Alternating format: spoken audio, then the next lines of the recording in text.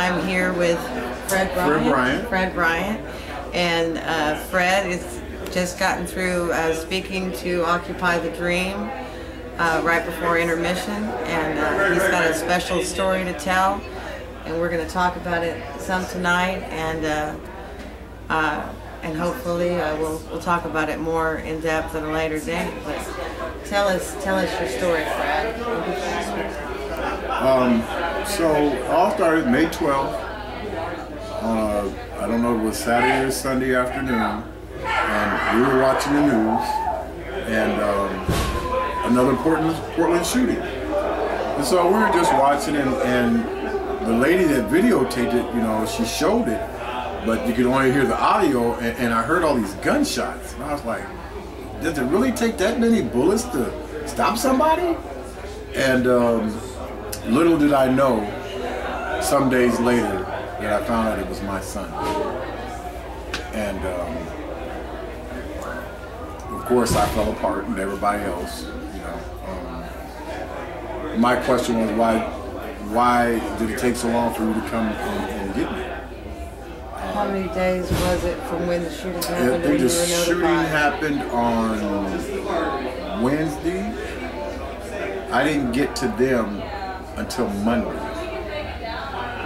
When I went back and forth downtown, trying to find out where he was. When I told them who I was, and they said nobody was on the case, and I knew that wasn't true. I just knew it in my heart because it was so bad that I'm sure they were working on trying to make sure their stories were all. And so on that Monday, I met with some detectives, and they told me, you know, the story of, well, your son pulled a gun out of an officer, shot an officer. And, you know, they didn't tell me all the rest of the stuff.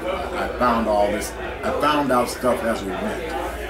After I got the police files on it, after the grand jury and all that, and as I'm reading all of this stuff, I'm just at awe. You call my son a gangster,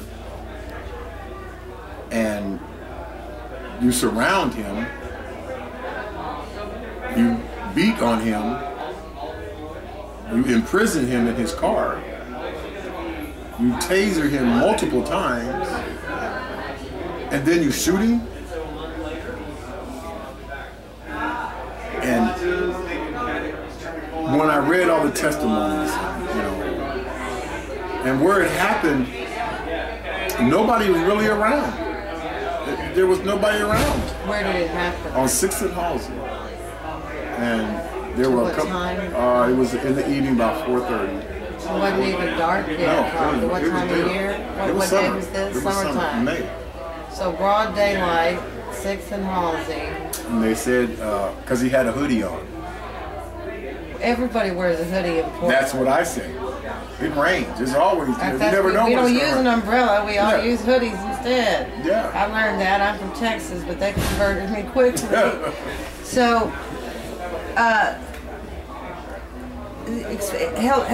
help me understand what was the probable cause for pulling him over in the first place?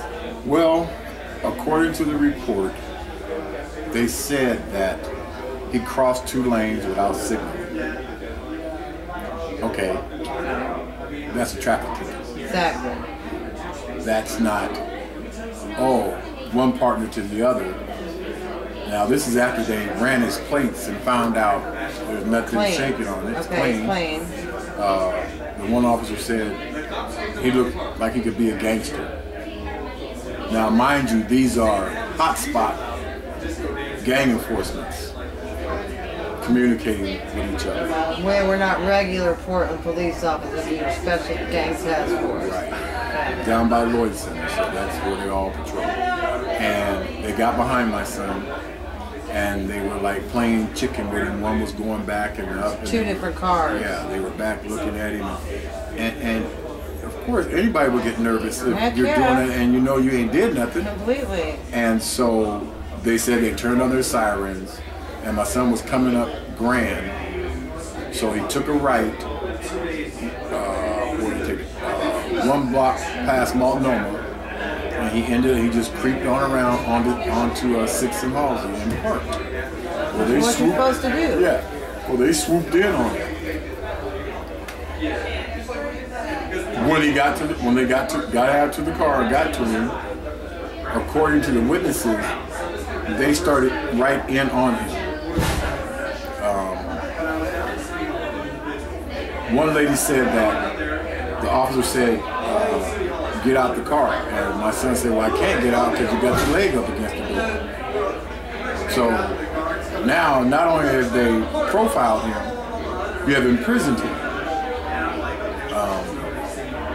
If we were only stopping him because of a traffic infraction, why is all this going on here?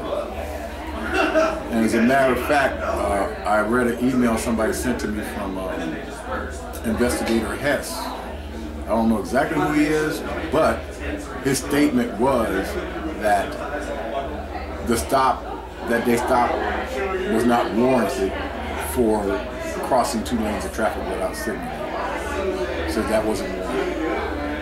So now we got more stuff up against him. You have that statement? Yeah, I have that in my email. That's good.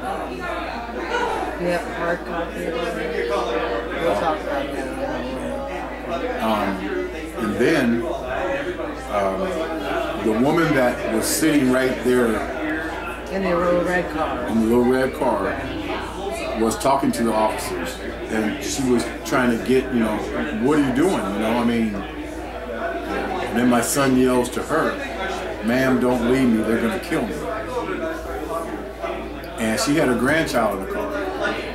And I guess she said that one of the officers told her to get out of the line of fire.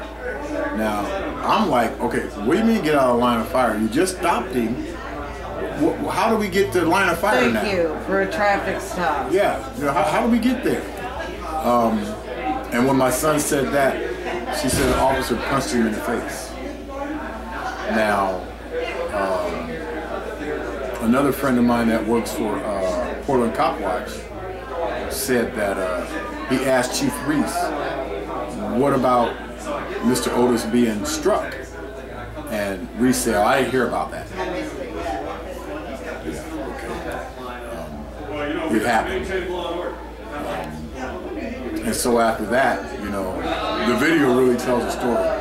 You hear them, the conversation between my son and the officers, and it's very clear to hear, and they know it. As they were tasing him, and you just hear all these tasers going, and you hear him say he's going for something, he's going for something. Then you hear an officer say, show me your hands. Then you hear my son say, I got my hands up.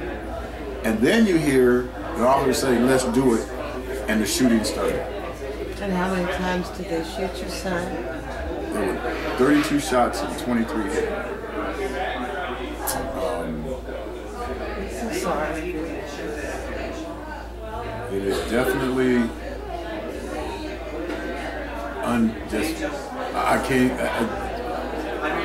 I mean, I'm better now, but I'm not a lot better. I'm just a little better. You don't ever get better. I don't get, you never. It just, because it'll always be in my head. From the time when I saw it on the news to reality, that was my son that y'all did that to.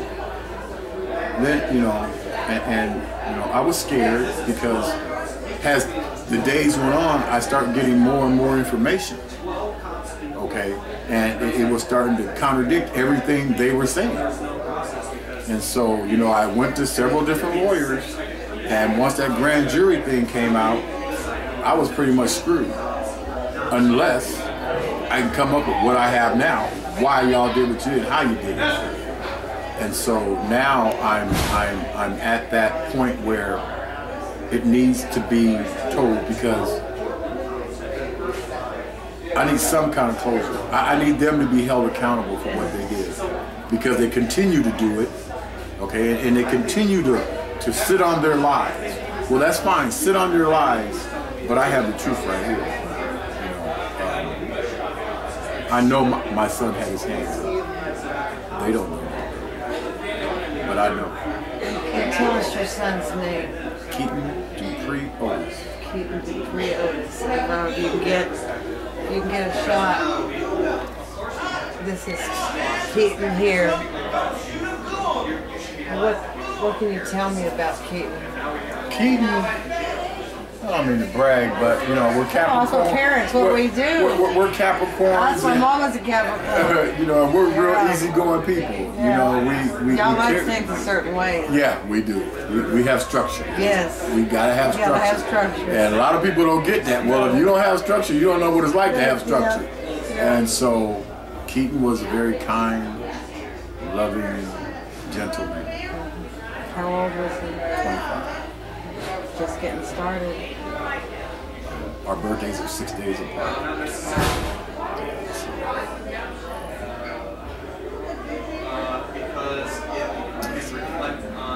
He had numerous friends, just like his dad. He was a people person. Keaton would have hurt a fly. It's just bottom line. And he has friends in Canada, family in Canada. So he did deserve this. He did deserve this. You know, I went through a phase of what if. Of course. What if I had called him that day?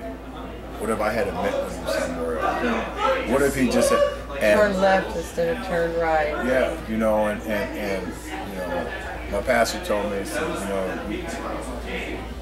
don't put yourself through that.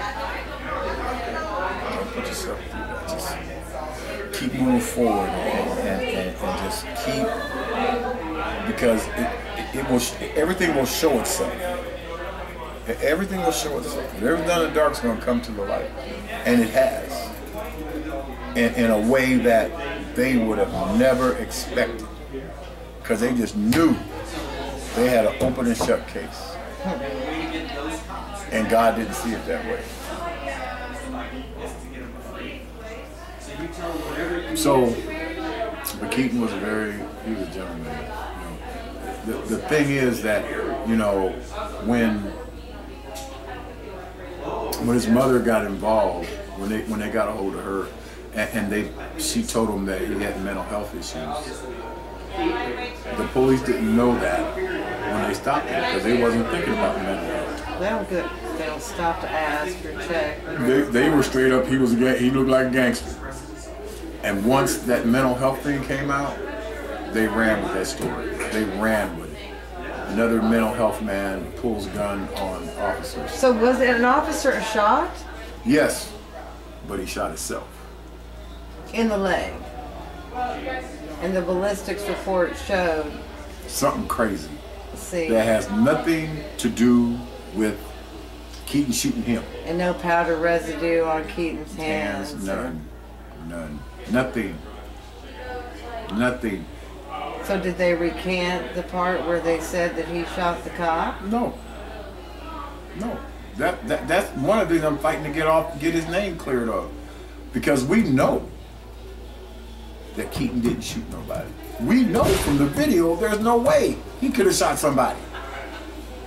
You know? You don't go to a gunfight with a pea shooter, right, and just shoot one. You know, right. If you're that into wanting to die, you're gonna shoot as many people as you can. You're gonna go for broke, sure. That was not my son. They said they tried to pull him out. Why? That's the other thing. My son weighed 165 pounds, and there were 10 cops there. Y'all couldn't get him out of the car. You didn't want to. You had no intentions of pulling him out of the car. Well, I mean, last time I checked, you had to have probable cause in order to do something like that in the first place. And so, I mean, that for me is the first. It appears to me that he was profiled in the first place before he was even pulled over. And then once he was pulled over, it just immediately went into overdrive without any regards to his civil rights, to probable cause. I mean, probable cause exists for a reason, right? You know, to prevent things like that from happening. And it shocks me so bad that somewhere I drive all the time, down Lloyd Center, I mean, you could just, you know, and it's hard not to see it as a racial thing. Yeah, you know? Excuse me, it was definitely all racist. And that makes me angry. Yeah, you know, and it's when I went to see my son, I seen the damage they did. And so when I think about the pain that he went through, and he still had it in him to respond when the officer told him to show me your hands, and he said, I got my hands up. Is that the last thing he said? And some officer said, let's do it. And it just behooves me that, you know, they used my son as practice, modern day lynching, because they had no intent of letting him go. Once they put all them tasers on him. Wait, for what? And what did they justify? They said he was yelling. Less than lethal force. Yeah, they said he was yelling. So he's yelling. It's a freedom of speech. Yeah, and he's scared to death because all you guys are standing around here on him, and he hasn't done anything. Well, you'd be scared too. And any mental health issues are going to be exacerbated if you're put in a high stress situation. Right. Probably have guns in your face, and all these people yelling at you. I mean, you know, the police are supposed to be trained in how to deal with mental health issues. You know. And last time I checked, tasing and beanbags and bullets were not how you responded to somebody that's, if he was even indeed in crisis. Right. You know? He may have gotten crisis when he saw them surround him, he went into crisis. Anybody would have. Yeah. You don't have to have mental health problems to freak out when you're surrounded and you know? Yep. You know when something's going to go down. Yeah, so I'm, you know, I've been really quiet, but I think the last couple of months I have been being at places where the powers to be have been, and I let them know that none of this matches. It used to, now it doesn't. Why is that? Well, I can tell you why. I can show you why. That's what I know. That. And I always say it's not what we know, it's what we can prove. It is, unfortunately, but it sounds like there's a lot that can be proven. Yeah, everything that they have tried to get rid of, which they did get rid of, but I got to it before it was gotten rid of. Like I say, in his mind, I would have been the last person that would saw that video with the edited audio. Because they had already seen the original video, so they knew they already knew they screwed up. They knew it, so they had to protect them regardless to whoever it was they took away. It didn't matter. The only matter is protecting those cops and trying to make it seem like they did everything right. And they didn't. From Jump Street, they didn't.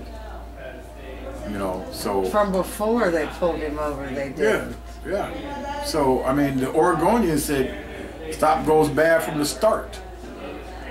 Big headlines.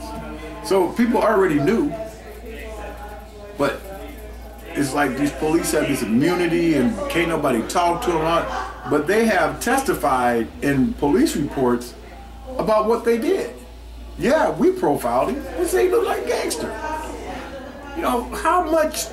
Sounds like a federal case to me. Yeah. How much more do you need to say you were not performing your job? You're out running around profiling people and knowing that you can't do that. Knowing that some time ago they took away their database of where they so-called known gang members. You don't get to hold a stockpile of people who you suspect of being gang members. You're invading on their rights. Anybody can dress any way you want. It's not illegal to be in a gang. I mean, it's illegal to do gang stuff. It's illegal to break the law. There it is. It's illegal to break the law. You know? Okay, thank you. It's illegal to break the law. Right. And if the same rules apply for us, they have to apply for you. Well, I mean, half the kids in the damn schools dressed like gang members anyway. I mean, we were gonna haul everybody in and dresses like a gang member. But then, I mean, you know, what clothes don't make, clothes are just clothes. Thank you. You know, it's just like all these 60s and 70s clothes coming back. Right. So what are you going to call them people? Yeah, right. You know? Well, hippies against the law now, too. Haven't you heard with Occupy? Oh, yeah. Right? So, you know, they're getting real creative. Yeah, they're going way out of line. And so my whole thing is that, you know, I want it to be known that I know my son didn't shoot nobody. Have you tried to get an interview with the mayor personally? No, but I was face to face with him at that committee meeting, accountability meeting, right? And he came to the funeral. He did. So he knows who I am. Okay. But he's might be able to facilitate that. Yeah. Well, he you know, he knows. Yeah. Of course, everybody wants to retire now. They're all retiring. Passing the buck. Yeah, we'll pass it on. But you know, sometimes that can end up being a good thing. You get the right person in there that's willing to listen, or is forced to listen. You know, so maybe some fresh blood, so to speak, is what's needed. I mean, you know, out with the old. At least Chief Reese isn't running for mayor now. No disrespect, Chief Reese, but I think your town is better served elsewhere. He's not. No. I'm not happy with him at all, and he knows that I'm right. I'm right behind you. It's like every step he takes, I'm right there, because he can't make this right. He can't make it right as far as what happened. I mean, you know, what happened is what happened, and you're steady stumbling over yourself, doing all this crazy stuff to show that you didn't, but you did. Right. And now the father has all this stuff that you tried to get rid of, all this proof. So, you know, I've had it.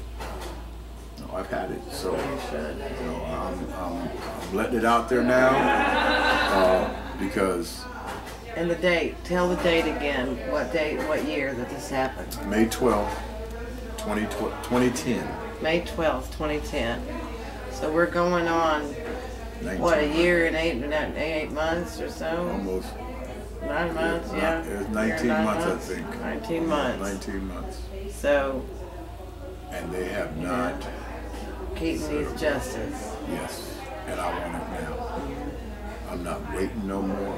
I shouldn't have to wait because I don't need to go dig up stuff. I already got it. Now, what are you going to say to it? There's nothing you can say, but there's nothing.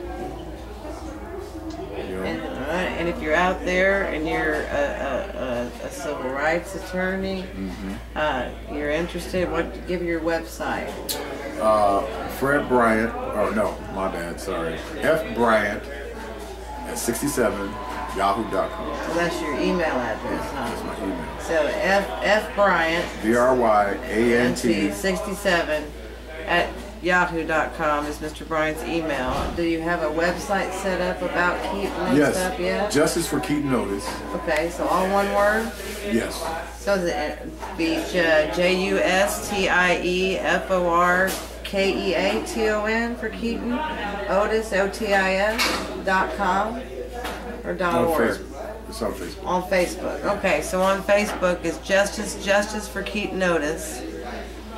And you know, and you know, if you're an attorney, a civil rights attorney, or you know somebody that's a civil rights attorney that is interested in listening to the case, you know, get a hold of Mr. Bryant, and we'll definitely be talking more in the future, because I think that this, you know, a year and 19 months is 19 months, or a year and 9 months is 19 months too long for this story to have been allowed to progress without any justice and without the truth coming out. And Keaton deserves his name to be cleared, and Mr. Bryant, you know, deserves whatever small comfort that he can get from having justice served. So I really appreciate you talking to us, and we're going to talk more. All right, we're going to keep talking until somebody listens. Somebody listens. You know. Thank you so much. God bless you, and I'm so sorry for your loss. You know, I know that it doesn't bring him back, but know that you're not alone, and there's people that do believe in the truth, and people that believe in him, and people who believe in you. So, we're all in this together, as far as I'm concerned. And it's all the same battle, All right. So, thanks for being here. We'll see you guys soon.